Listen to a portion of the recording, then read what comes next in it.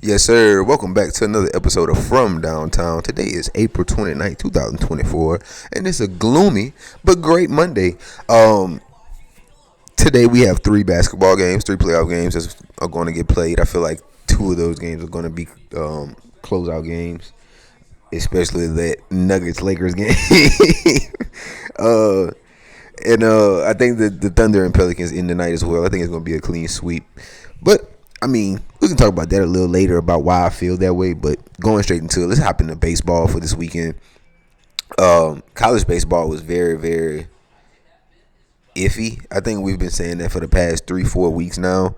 College baseball has been one of the biggest surprises once they got into conference play. It's been one of the biggest surprises that I think I've ever seen. I don't think a year has been this chaotic, especially in like the SEC, the ACC. Um, a lot of the I can't say Big 10, Big 12 schools because they don't do shit anyway. But like the ACC and the SEC is like the two best conferences in baseball right now. Um, and I'm strongly putting the fact out there that any one of those teams in the SEC could win at any given moment. Any one of those teams in the ACC could win at any given moment. And I mean win, like win in Omaha, like win when it matters. So honestly, I feel like a lot of the things that I saw this weekend is going forward to have a very, very, very entertaining regionals. Like the regionals before Omaha should be great, especially for Louisiana. We have UL down here. LSU is played terrible in the SEC in conference play, but together, I think the season that we put together all together, it's a great season. I think we're not ranked anymore. I think we lost like 10 or 11 games, but all of those games were damn near SEC games. I feel like, except for like Xavier and some other L's that we took before SEC play started. Uh, Not really much more there on college. Like I just said, it's just really LSU heavy. I saw the way Auburn played against us this weekend, and I just feel like we need to do better as a bullpen, as an arm, whatever the fuck it is. Like we need to do better all around, not just the bullpen, starting arms as well. Um, I think he kind of shot himself in the foot Sunday. He probably should have just went with like one of his better pitches, but I think they were kind of looking forward to the ending of the season and keeping everybody kind of, what's the word I'm looking for? Healthy. Yeah, that's the word I'm looking for. Keep everybody healthy and engaged. That's all I have for college baseball, but MLB baseball was definitely profitable this weekend. Me and my co-host Gil, our co-host, I'm saying my co-host. This is From Downtown. We do this shit together, y'all. Our co-host Gil, we were kind of on it this weekend with everything that came down to like the Orioles. The Nationals fucking did everything we needed them to do. If you listen to our podcast for Friday, definitely won that series, and I think they win the series, the midweek series coming up right now with the Marlins as well. So, good thing about baseball is we can move on like from the weekend to now with a totally different perspective on teams.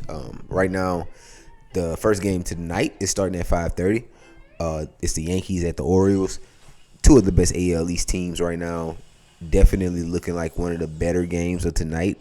They are the money is saying. The money is on the over. The money is saying that they feel like the Yankees could score a lot against Grayson. Um, I don't think it'll go that way. I honestly think this is going to be a close game in which I would take like the Orioles run line, which is +1.5 or +2.5, and I would definitely go with like a fucking under here. Like I think the Orioles definitely win this game, and I think Gunnar Henderson stays hot, especially playing against the Yankees. Like I think he loves that fucking part. I think he has like some of the best splits there for like I say, a young guy who probably played in New York with 1 year so far, and he didn't even like his sample size last year wasn't even a lot. So, I think Grayson Rodriguez has a good game as well against the Yankees, but the Yankees are very the Yankees don't waste pitches. The Yankees don't. The Yankees rarely waste anything when it comes to at bats. Like they will take the walks when it needs to be. I mean, when they need to be walked, they will fucking hit the ball in the gaps when they need to hit it. But the only thing that's keeping me here at an under in that Grayson has a good game is just that not Great American Ballpark. Oriole Park is just fucking one of the best ballparks at keeping the ball inside of the park, especially if you like a righty. Power guys, Stanton, Judge. Fuck, I can throw Soto in there. I don't think they're getting it over left field wall, but Soto can make something happen from that left side if anything. But not necessarily like a Judge or a Giancarlo Stanton type of. That's not a place where they normally get home runs.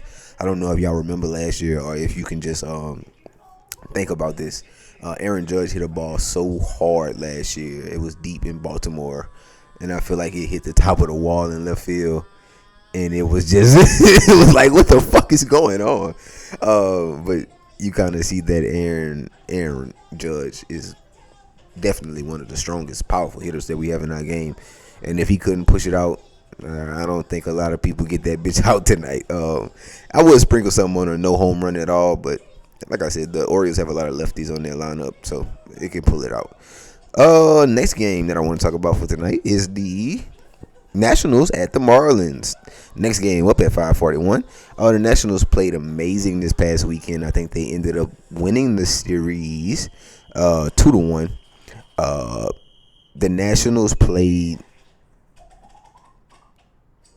No, I'm tripping. I think this might be the last game for the Nationals and the Marlins. I think the Marlins and the Nationals played a 4-game series over this thing. So I think that the Nationals are actually up 2-1. But I think that the Marlins are, what's the word that I'm looking for? I don't want to overspeak, but I think the Marlins are, let's see who the Marlins pitching. Because if I can tell you who the Marlins pitching, if it's Luzardo, I would feel better on putting the over here if it's Luzardo, but I have to make sure for a fact. Okay, so the Nationals beat them. Yeah. So this is a 4-game. This is a 4-game series, spanning back from Friday. Nationals won 3-1 Friday. They won 11-4. God damn, the Nationals haven't lost against the Marlins yet. If you remember, like weeks ago, it was last week. We talked about the teams that's giving up the most runs right now, and the Marlins are still leading that category. And I think that tonight this is definitely an over type of game where I can push like the Nationals winning again. I'll take that plus 1.5 if you want to be safe. But I definitely think that they sweep them through. The Marlins are just a terrible organization right now, terrible team right now. Don't know what they need to do to just fucking light a fire under their ass and get back going. But it's terrible. It's very bad. And I can't even sit here and think that the Marlins could do anything to shake it back. They don't have young pitchers that can, except for Luzardo, that can really help them get out of this slump. They don't have any young hitters. Obviously, Garcia, fucking the best hitter in the league. Not Luis Arias. Luis Arias. Like Brian De La Cruz. Like those are the guys. Joey Meneses, like those are the guys. No, that's a Washington player. Those are the guys. Like Brian De La Cruz are the guys that you have something to look forward to for the future, but they're not consistent hitters. So it's like you need to probably buy something out in the market or catch somebody slipping right now and trade for a prospect that you should pan out. I don't really know what else to say there. The Marlins are just very terrible, and I wasn't expecting that from them this season. I thought they were going to actually, the way they were looking last year, I thought they would start this year off better, the way they finished last year. But like I said, it's wild. I think the Nationals win that game, and I do think that's an over 7.5 game. Don't think they stay under, just from the fact that the Marlins fucking score runs, but they give up a lot more. Next game that I want to talk about tonight is the Twins at the White Sox. The White Sox are pitching Garrett Crochet. Only reason that I wanted to speak on that is just I think that the Twins with Joe Ryan could definitely win this game by more than 1.5 runs. But I think that Garrett Crochet, if he gives you more than 4 innings, I think that's his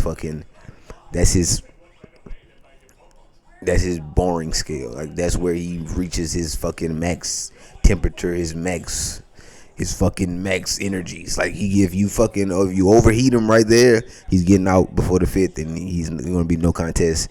Then the White Sox lose by fucking 15. But if you could push them through with them nice levels, some nice levels, and get them to the 5th or 6th inning. I think they keep it closer. And it's like a 2-run game, but I do think the Twins win by at least 2.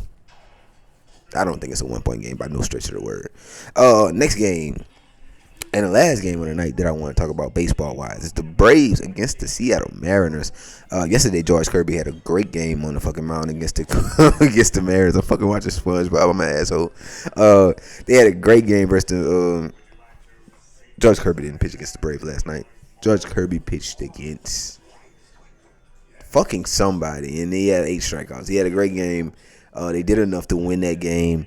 And I don't know why am I blanking right now thinking about who the Mariners played, but I think tonight that Max Fried being on the mound with the game that they played last night, I think that Max Fried kind of edges them out tonight as with the pitching duel that is. But I do feel as if Seattle can make this game closer than what we've been seeing. Yesterday they lost to the Diamondbacks, so I mean it was a great outing from, like I said, it was a great outing from your boy, but it took a lot. I don't know. It took a lot for the Mariners to catch a break against Brandon Pfaadt on the batting side. I think Brandon Pfaadt had like 12 strikeouts, 11 strikeouts, and I don't ever think he would do that shit again. But I mean, he's a young pitcher. He can probably do that shit again. I ain't gonna speak on him like that, but I don't think that's his specialty. Like, he's not a fucking double-digit strikeout type of guy to me. But that's all I have for MLB tonight. So we can go ahead and hop straight into the NBA playoffs. And the first game of the NBA playoffs for tonight is the Celtics versus the Heat. And I don't know if you've been paying attention, but the Heat have definitely, like I said, I didn't know if Spo would figure it out the first game. Game 1 is always a filler game, so you can kind of, fill out the team for what they are. But I'm starting to see a lot of Boston living and dying by the 3. And if Joe Mazzulla doesn't find a way to kind of get open, more cleaner looks from 3, especially with that zone that the Heat running, it's going to be a tough series to just outright win. What up, Carter? But I think that Spoelstra made the right decisions. Keeping Bam as more of an attacker, and instead of a fucking facilitator like I thought he would be, or like he was over the season. And I think it's with Jimmy going, he has to be that alpha. He has to be that attacker. And now you see him in a different light. Not even a different light. I see him as the Olympic star already. So I mean, just defensively, it's fucking amazing to watch him play, and just offensively seeing him take it every fucking time down the court. Bam is touching the ball when he's in the game. And it's amazing to watch because I feel like he can create his own shot, especially against a big like Porzingis, or I think a lot of times like they would have like a swing on him. Like Tatum would be guarding him, Adrian Hauser would be out there trying to guard this nigga, and I'm like, what the fuck is going on? Not Adrian Hauser, Sam Hauser. Adrian Hauser is the fucking pitcher. Honestly, I think this game stays close again. I've been going with the Heat to cover their spread since the series started. So I think that happens again. I think the Celtics actually win this game tonight, but I do think the Heat cover. But this is more of a over type of night. I think that's 201, 202 is kind of pushing it. And I feel like the Heat don't really have a threat other than Tyler Hero right now. And if you show me something tonight, I wouldn't be surprised. Like Duncan Robinson, Highsmith, shit. Who else could go out there and get a bucket? Scary Terry if he fucking plays. But it's like I don't think there's a lot of things that the Celtics do wrong. I just think that they live and die by the 3. And when you do that, when you live and die by the 3, you kind of always end up dying by that motherfucker, because you wouldn't talk about it if you was living by it. So fuck it. Like I said, I think the Heat covered the 10.5, but I do think the Celtics actually win this game, and I think we have a big game out of Jason Tatum tonight. Might be another triple-double game like the first game was. If Joe Mazzulla finds his spots, like we just talked about. Next game is the Pels. Thunder at the Pelicans. Thunder are fucking 4.5 point favorites to win this game. I don't really want to go against it, but I thought that the first game in New Orleans would have been a little closer, but after seeing that and after seeing them lay down and like how Charles Barkley was telling them niggas, y'all need to go ahead and go to fucking Galveston. Seeing them play like that, I just feel like to expect a complete 180 from that game Saturday to now and expect them to do something to win is foolish. It would be foolish of me. But I think that they keep the game close. I think they play harder than what they did Saturday. They didn't want to go out fried. Even though that game was that was terrible. That was a terrible outing from them, and I think they know that. But I think this game is going to show us what we need to know about the Pels. Like, do they just roll over when things get hard? Like, if it's a tough game, do they ever win those tough games? When implications or there's certain things on the line for the certain game, or are they going to make the right decisions? I haven't seen those decisions being made even in the regular season. So, I mean, I wouldn't be surprised there with a sweep. If you're surprised with a sweep, you're crazy. I wouldn't be surprised with a stinker out of them tonight. I mean, it just after Saturday, I just feel like you can't play no worse than that. But I can see the emotion and the morale of the team just kind of go down. It's like, yeah, people don't even want to be here. I think tickets to the game were like $70, $60. Like, I could have went to that bitch tonight. It took from downtown down there. We could have been on that bitch. Probably the only people in the stadium, but in the arena. But other than that, I don't really have much else to talk about for that game. I just hate the fact that the Pels are laying down like that. So let's go with like Shea at 30. I think Jalen could have a good game as well. Jalen Williams. Could I say 20? I would like to say 20 for Jalen Williams, but it's going to depend on how much goes into him playing defense on BI with Lou Dort, and how much he expends. So I can say 10 to 15 comfortably, but 20 would be like my max with him. Oh, anything over than that, you just want some good money. I think that Chet has another big game. Chet kind of opened up a lot of the offense that I've realized for the Thunder. I could definitely see him winning Rookie of the Year. I'm not going to keep overlooking him by doing this shit just because it's Wemby. Wemby should win it, just like we knew LeBron should win it when Carmelo was in. But Carmelo won it, and that's just how voters vote, and this is how things go. But like I said, I think Chet has a big game tonight. It might be a double game out of him, especially if they find a way to keep Jonas off the court. Especially the way he looked in that third game. So, last game of the night, which I feel like should have been a sweep, but I think the Nuggets allowed a gentleman game. That's the king. We didn't beat this nigga 11 times in a row. Let him get one. I think that's all it was. And even without Jamal Murray, I think they win this game tonight. Jamal Murray can account for 18, 25 points on any given night. But I think it's going to take a lot for them to find a way to beat the Nuggets. Keeping the Nuggets off the boards has probably been like one of their biggest downfalls, like the offensive rebounding. The same thing with the Sixers right now. Like, if you ever just watched like the Sixers and Knicks play, or the Lakers and Nuggets play, like, you would see like a lot of second chance opportunities for like the Nuggets and the Knicks, and you're like, why? When you have such dominant people down there that can get rebounds. And it's just simple as like they don't box out. Like, you try to look for every other excuse to give out to why they're not getting the rebound or why they can't chase the rebound down. And it's just simply because you're not putting a body on a body. I think that that game 3 where Aaron Gordon had like 20 and 18, LeBron didn't touch him like the whole second half. When the shot went up. So I mean, being able to be in that dunker spot and just hit the layups and the easy jumpers that you do get when you're not dunking the ball, it has been. I feel like it wasn't utilized in that last game as much as it was the third game, which is why I say I think they allowed them to win that game. I don't see LeBron. I don't think, because being on the court and seeing it and just watching it is two totally different things.